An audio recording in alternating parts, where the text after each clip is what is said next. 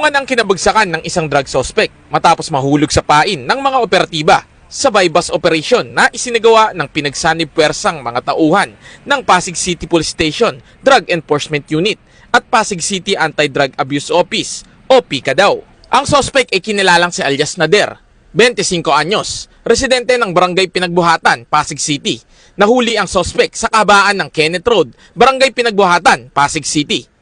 Nakuha mula kay alias Nader ang 2 pirasong knot-tied transparent plastic bag at 3 pirasong vacuum-sealed transparent pack na naglalaman ng hinihinalang shabu at ito ay may kabuoang timbang na humigit kumulang 3.2 kg at may estimated standard drug price na umabot ng 21,760,000 pesos. Naharap ngayon ang suspect sa paglabag sa Comprehensive Dangerous Drugs Act of 2002.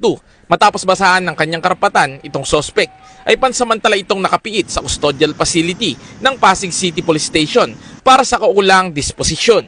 Mula dito sa Eastern Police District, ako ang inyong PNN correspondent, Patrolman Reynan Jade Gravera, alagad ng batas, tagataguyod ng Balitang Pulis.